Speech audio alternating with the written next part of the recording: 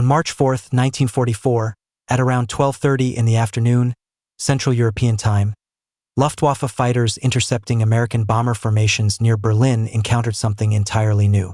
A new escort fighter, one that should not have been able to fly that far or that high.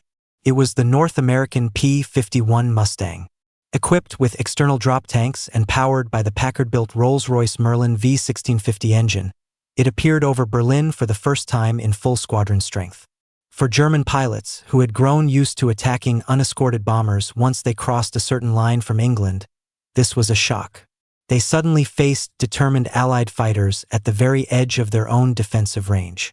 In that moment, the tactical equation that had governed 2 years of daylight bombing over Europe changed forever. The Reich's industrial heartland, which had once relied on the certainty of distance and fuel limits, was no longer safe. Now, American bombers could strike deep into Germany under continuous fighter protection. The Luftwaffe's defensive strategy, built entirely on exploiting the gap between Allied bombers and their escorts, was obsolete. The problem of escort range had defined American daylight bombing since 1942. The 8th Air Force had committed itself to precision daylight attacks on German industry. Its heavy bombers, the Boeing B-17 Flying Fortress and the consolidated B-24 Liberator, could reach targets more than 800 miles away, but only if they survived the long flight through layers of German defenses that began where Allied fighters had to turn back. The early escort fighters, the Republic P-47 Thunderbolt and the Lockheed P-38 Lightning, were excellent machines, but both suffered from limited range. The P-47, powered by the massive Pratt & Whitney R-2800 radial engine producing 2,000 horsepower, could fly about 475 miles on internal fuel. The twin-engine P-38 achieved slightly better range, but struggled in the freezing conditions of high-altitude European operations. Mechanical problems were frequent, and maintenance was demanding. Both aircraft could escort bombers only partway into Germany before fuel forced them to turn back. Luftwaffe controllers knew this perfectly well. They positioned fighters just beyond that predictable radius, waiting for the moment when the American escorts would disappear and the bombers would be left alone. The result was catastrophic.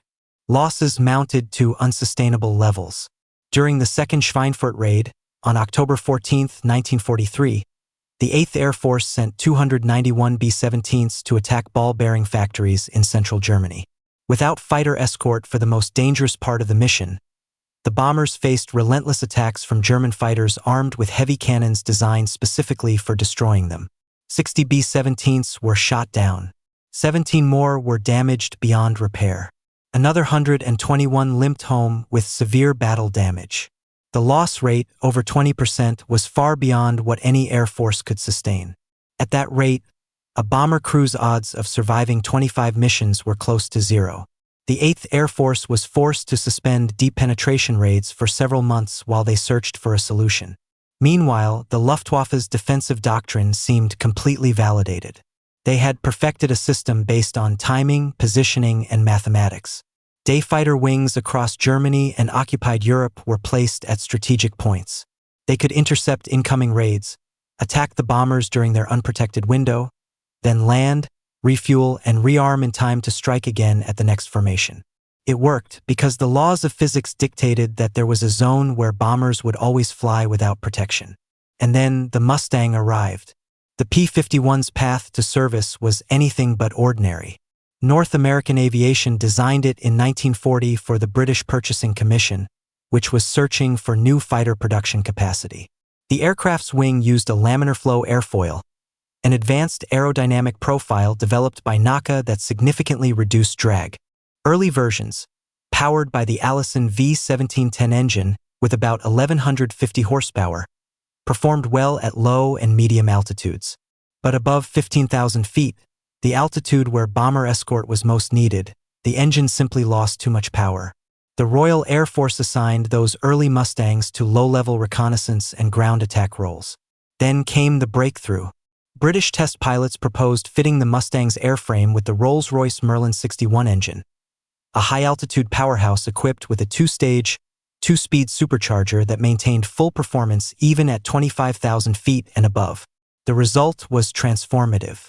The Merlin-powered Mustang combined efficiency, speed, and altitude capability in a way no other Allied fighter had achieved. The engine was license-built in the United States by Packard as the V1650, producing around 1,490 horsepower at 3,000 revolutions per minute. With this engine, the Mustang could finally reach and fight alongside the bombers all the way to their targets deep inside the Reich. The P-51B, the first major production version with the Merlin engine, entered service in mid-1943. Its specifications addressed every weakness of the previous escorts. Could reach 440 miles per hour at 30,000 feet. Could climb above 41,000 feet. And, most importantly, it could fly far enough to reach Berlin and back. Internal fuel capacity of 184 gallons, combined with the Merlin's fuel efficiency and the Mustang's low-drag design, gave it a combat radius of roughly 475 miles. Adding two 75-gallon drop tanks extended that to more than 850 miles. That meant bombers could now fly to any target in Germany with fighter protection all the way. When empty, the tanks could be dropped instantly, restoring full maneuverability for combat. It was a simple concept, but one that changed everything. Earlier fighters had tried using drop tanks, but their drag-heavy airframes and inefficient engines consumed fuel too quickly. The Mustang's sleek design and high-altitude performance finally made the idea practical. In one stroke, the Allies solved the problem that had defined the entire air war over Europe. The P-51's arrival turned what had once been impossible, continuous escort from England to Berlin, into everyday reality.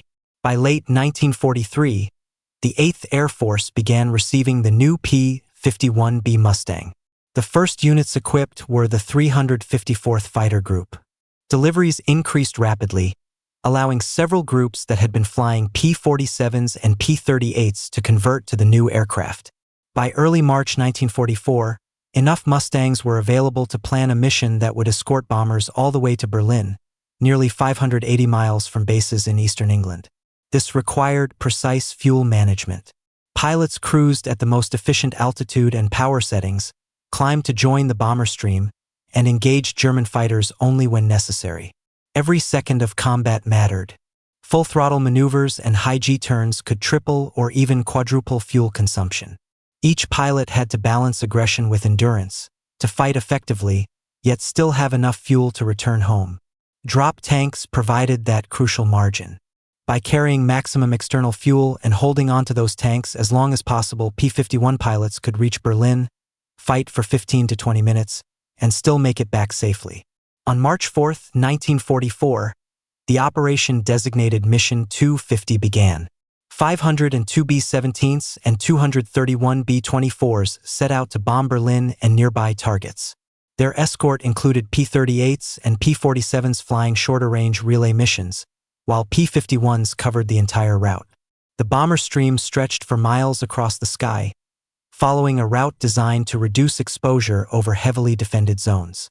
German radar detected the formations soon after they crossed the Dutch coast. Fighter control centers tracked their progress and began directing interceptors to pre-planned points. At first, German controllers assumed the usual pattern. They expected Allied fighters to turn back near the Rhine River, leaving the bombers exposed for the last leg toward Berlin. Luftwaffe units stationed near the capital prepared for that moment, the familiar window of vulnerability. But this time, the pattern broke. As the bombers approached Berlin, the P-51s stayed with them. German pilots, climbing to intercept, saw the unmistakable shape of the Mustang, low wing, bubble canopy, and that radiator scoop beneath the fuselage, flying at altitudes and ranges where no Allied fighter was supposed to exist. The tactical consequences were immediate. Luftwaffe fighters attempting to close on the bombers were intercepted by Mustangs operating at full combat power. The new escort fighter was as fast as or faster than the best German aircraft. The Messerschmitt Bf 109G, powered by the Daimler-Benz DB605 engine producing about 1,475 horsepower, could reach roughly 386 miles per hour at 22,000 feet. The Focke-Wulf FW190A-8, with its BMW 801 radial engine rated at 1,730 horsepower, topped out around 408 miles per hour at 20,000 feet. Both German fighters had excellent climb rates and carried heavy armament. usually a 20mm cannon firing through the propeller hub and several machine guns, or combinations of 20 and 30mm weapons. They could destroy a B-17 with only a few hits. But now, before they could even reach the bombers, they had to fight through a wall of P-51s. The Mustang's performance at escort altitudes gave it a decisive edge. It was faster than either German type, turned as well as the Bf-109, and could dive better than both because of its lower wing loading. Armed with 6.50 caliber Browning M2 machine guns, nearly 1,900 rounds in total, each Mustang carried enough ammunition for long engagements and had more than enough firepower to destroy German fighters. For Luftwaffe pilots, the battle had changed fundamentally. Before, they only needed to plan their attack runs against bomber formations and manage the defensive fire from gunners. Now, they had to survive a duel with Allied escorts first, burning precious fuel and ammunition long before reaching the bombers. And they had to fight at the edge of their own endurance, while the Mustangs still had power and fuel to spare. The psychological effect was just as severe. German pilots were fighting over their own country, which offered certain advantages. Damaged aircraft could land at nearby bases, and downed pilots often returned to duty. But that depended on being able to disengage when necessary. Against the P-51, breaking contact was no longer guaranteed. The Mustang's speed advantage made escape almost impossible. Traditional methods, diving away or outrunning the enemy, no longer worked. The P-51 accelerated faster in a dive and could stay on a fleeing German's tail all the way to his home airfield. Even over friendly territory, the Luftwaffe could no longer control when and where it fought. The March 4th mission ended with mixed tactical results. Weather over Berlin disrupted bombing accuracy, and heavy cloud cover forced many formations to drop their loads on secondary targets. Fighter opposition remained fierce. Hundreds of Luftwaffe interceptors rose to meet the raid. American losses included 12 B-17s, 5 B-24s, and 3 P-51s. German losses were roughly 11 fighters destroyed, with several more damaged. Statistically, these numbers did not seem decisive. But strategically, the outcome was monumental. For the first time, the mission to Berlin had been possible and survivable. The most heavily defended target in Germany had been struck in daylight, with losses well within acceptable limits. The Luftwaffe could no longer create safe zones beyond the reach of Allied fighters. Every factory, every refinery, every rail hub in the Reich was now within range of escorted bombers. In the days that followed, this pattern repeated. On March 6th, the 8th Air Force returned to Berlin with 672 heavy bombers, again under P-51 escort. 2 days later, another strike of more than 600 bombers followed. By the end of March, deep penetration raids that had once been rare were happening several times a week. The Luftwaffe's fighter arm, already weakened by attrition and a shortage of trained pilots, was pushed beyond its limits. To defend, they had to fight against larger, better-equipped forces that now matched or exceeded them in every category. To avoid combat meant letting bombers destroy targets unopposed. Either choice led to the same result: the steady destruction of Germany's industrial base. Aircraft factories, engine plants, and synthetic fuel refineries became top priorities for Allied bombers. Each successful raid reduced the Luftwaffe's ability to fight, which made the next raid even more effective. It was a cycle that fed on itself. Bombing reduced production, which weakened defense, which allowed more bombing. By the spring of 1944, the outcome of the air war was no longer in doubt. The industrial side of the air war revealed a striking imbalance. North American aviation ramped up P-51 Mustang production until factories were turning out more than 500 aircraft per month. By the end of the war, nearly 15,000 had been built. At the same time, the United States continued producing thousands of P-47s and P-38s, while maintaining bomber output at levels 3 or 4 times greater than Germany's. American factories also supplied Allied nations with aircraft in huge quantities. This enormous production effort was possible because the American homeland faced no direct threat. No bombs fell on U.S. cities. No factories were destroyed. Resources did not have to be diverted to defense. Germany, by contrast, fought on every front and paid for it. The Reich devoted increasing resources to air defense while still trying to maintain offensive operations, tank production, and repair the damage caused by Allied bombing. Material shortages, transportation breakdowns, and constant fuel problems strained the entire system. Through 1944, the Luftwaffe's fighter numbers actually increased on paper, but the quality of its pilots collapsed. Training programs were shortened. New pilots went into combat with only a fraction of the experience their predecessors had. The veterans who might have trained them were dying faster than they could be replaced. Even when aircraft were available, fuel shortages grounded them. By late 1944, Germany had thousands of fighters that almost never flew, not because of missing parts, but because there was no aviation gasoline or no pilots capable of flying them. Meanwhile, the P-51's role expanded far beyond simple bomber escort. Mustang units began flying offensive fighter sweeps deep into Germany, targeting Luftwaffe aircraft during takeoff, landing, and transit. These missions struck at the heart of the German air defense system. Fighter groups often flew ahead of the bombers, patrolling over German airfields. When enemy fighters scrambled to intercept the incoming bombers, the Mustangs attacked them before they could form up. They hit them in the climb, the most vulnerable moment, and still had enough fuel to rejoin the bomber formations afterward. This tactic completely disrupted German fighter control. The Luftwaffe's defensive system was designed for orderly, radar-guided intercepts against large bomber formations.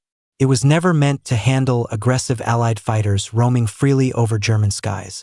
To challenge the P-51s, German pilots had to fight on American terms, burning fuel in steep climbs, chasing enemies who could disengage whenever they wished.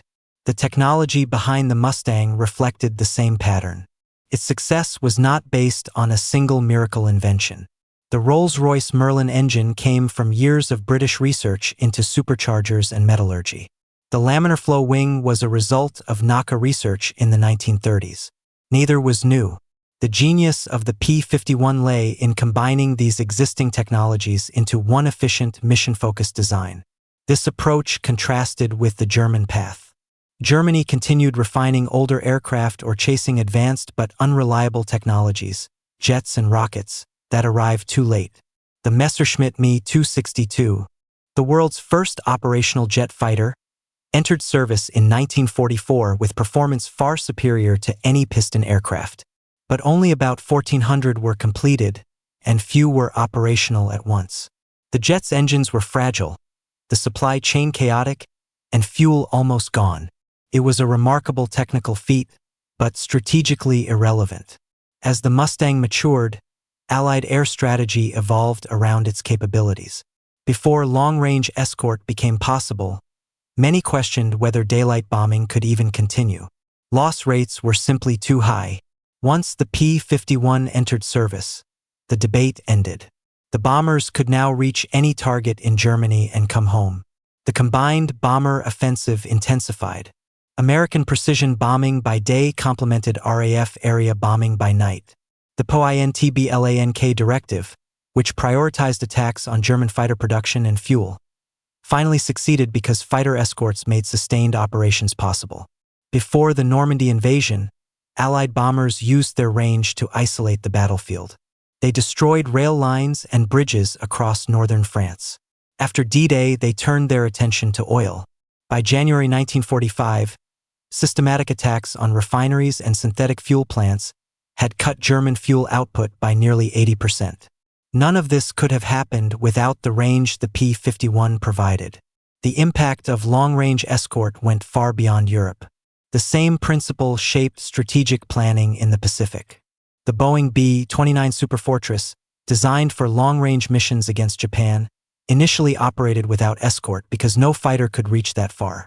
North American began developing the P-51H, a lighter, faster version, and the P-82 Twin Mustang, designed specifically to accompany the B-29 on its long raids. Before those plans were fully realized, the atomic bombings ended the war. But the very existence of such programs showed how completely the idea of unescorted bombing had become unacceptable. Germany's attempts to respond to the Mustang revealed its growing desperation. Designers proposed specialized bomber destroyers armed with heavy cannons and rockets, hoping brute force could overcome escort screens. It didn't work. The Messerschmitt Me-410 proved too slow and too vulnerable. Heavily armed FW-190 variants achieved only limited success and suffered huge losses when confronted by P-51s. Proposals for ramming attacks using pilots who were expected not to return reflected strategic despair rather than innovation. Some units even tried it with predictably tragic results. Within 5 years, the Luftwaffe had transformed from an offensive, world-leading air force into a desperate defensive arm, drained by attrition, crippled by fuel shortages, and outmatched industrially. On March 4, 1944, when P-51 Mustangs appeared over Berlin, the shift became irreversible. That moment marked the end of Germany's ability to defend its industrial core from daylight attack. Subsequent missions simply confirmed the new reality. For German pilots, the sight of Mustangs over their own capital carried a message that no propaganda could disguise. The Allies could now operate anywhere, at any altitude, with full combat power. From that day onward, the Reich had no sanctuary. Every mission reinforced the same truth. Germany could no longer protect its factories, refineries, or cities. Industrial output declined month by month. Fuel supplies vanished, and the material foundation of resistance collapsed under the weight of continuous attack. The war would continue for 14 more months, but its outcome was no longer in doubt. A single aircraft, combining a British engine, an American airframe, and mass production on an industrial scale, had rendered Germany's 1,000-mile defensive perimeter meaningless. The Luftwaffe had lost control of its own skies, and with that loss it had lost the war.